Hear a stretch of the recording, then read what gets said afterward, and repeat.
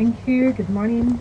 So this question right now will be, directed to Jennifer. Jennifer, please, can you tell us briefly about your business, the challenges and its addresses, and the inspiration behind it? Okay, so I run an NGO, not-for-profit organization that basically supports vulnerable students in school, and then we support teachers with teaching materials. So our main focus is to ensure that these kids in underserved community actually access quality education. And then so we are trying to also reduce the number of dropout rates for kids that are out of school. So we know the number of out of school kids are increasing as the day goes by. Yeah. And we've done a couple of research to realize that, it's not just a backpack. It's not just the school supplies, These kids literally need the school supplies to be able to access quality education, to be able to learn in school. So if they don't have it, they tend to pull out of school, and therefore increasing the number of after school rates. So how about we address the problem from the aspect of them still being in school and ensuring that they reduce the number of dropout rates. So which is what we're doing. And also for you to be able to achieve that, we realize that we still also have to empower the teachers with the teaching materials that they actually need to be able to deliver quality education to these kids. So I started my journey actually about 6 to 7 years ago. I was working with an NGO and also worked with UNICEF with a couple of projects to support over 560 kids in the northern area of Nigeria.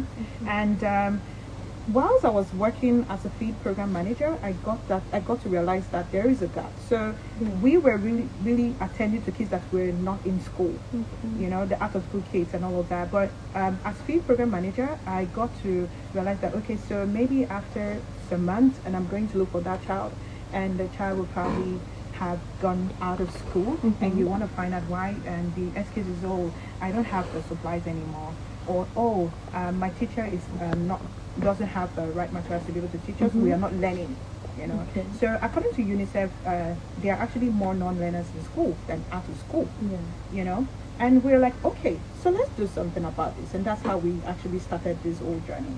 As for your older question, challenges that we faced a lot of challenges actually. So but I'll just talk more on the most pressing challenge that we've actually faced on recent time. So starting Bridging Education Gap, we're barely 2 years old actually, and we've been able to support more than 200 kids across schools in Lagos State. We actually have launched an automated application system that allows these schools, underserved schools in underserved communities, to be able to automatically apply for support. So we get the notification, we get our volunteers to go to the school and conduct the whole assessment and all of that, and then verify that the information is correct, and then we get our team to pack the supplies and distribute to these kids.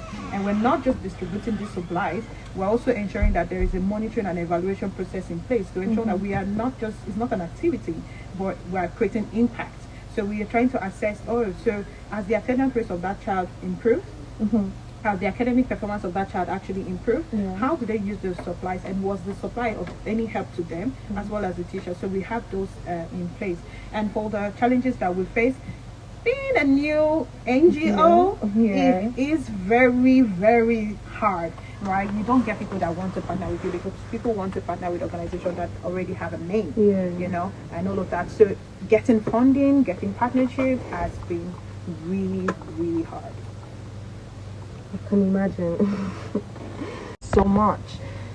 Jennifer, can you tell us how does the Bridging Education Gap initiative identify communities and individuals in need of educational support? Okay, so previously, before now, what we do is we do community mapping. Okay. So we try to do, we have our research team that just go into different communities that they probably heard of. Yeah. And our volunteers will also recommend communities that we should go and take a look at them and all of that. So once we do that, we try to say, so what school does this kids go to, and all of that. And then we identify the school, and then we evaluate the school and get them to be part of it. But now we launched the automated application system. So if you just go to our platform, a teacher or a school owner can literally just apply for supplies, and then we'll go and verify. And then we have our numbers out there, so they can text support to our numbers out there as well. So that's how we now get to identify these schools, and then profile and evaluate these schools, and then give true support to the schools. Can you say this has been a very easy process? Can you say it has been very easy Yeah, to but achieve, like, gaining people. And then, do you think you've reached your specific type of audience that you're out to get? Do you think that you've really penetrated into bridging the educational gap? okay. So I would say it's not really so easy, but I'm so thankful for my team. Honestly, I'm not doing this alone. I have a board, and I have Idia Esen, I have Wale, I have Timila Bello. I have a couple of people on my board actually, and they have been a great support.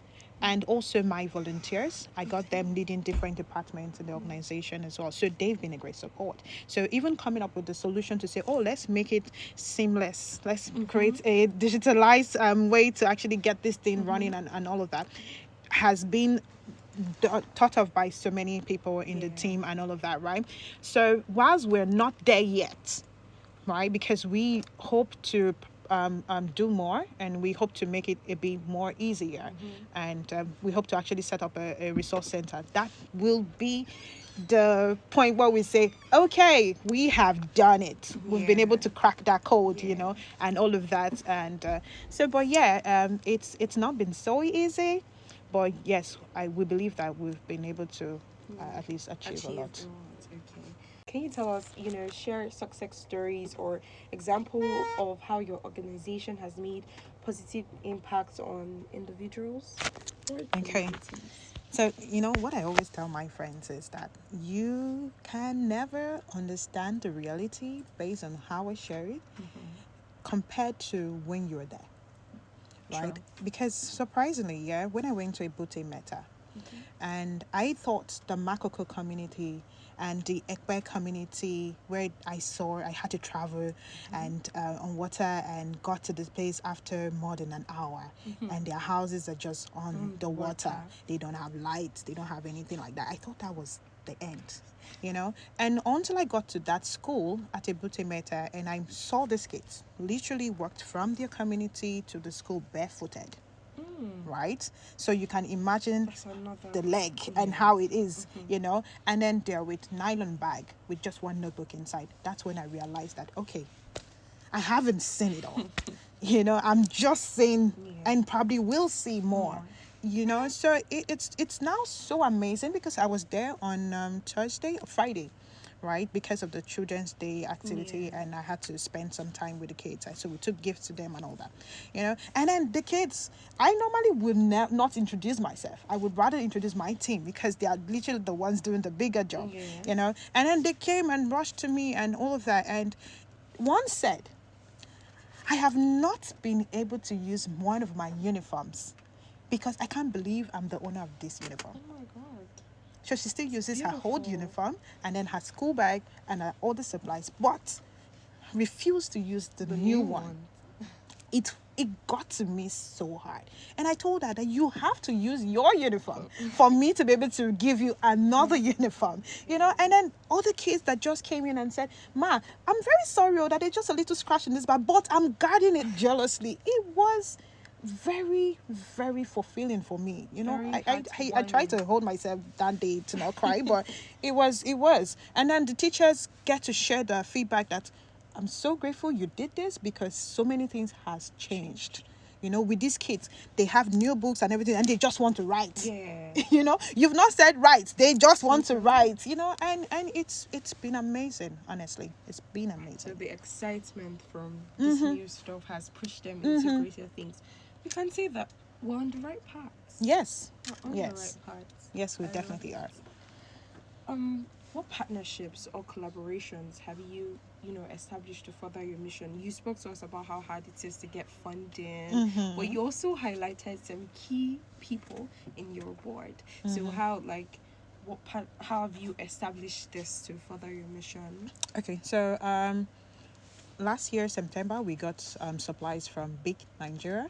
Okay. And they gave us supplies, pen, the stationaries, basically. And we also got support from Checker as well, My Checker.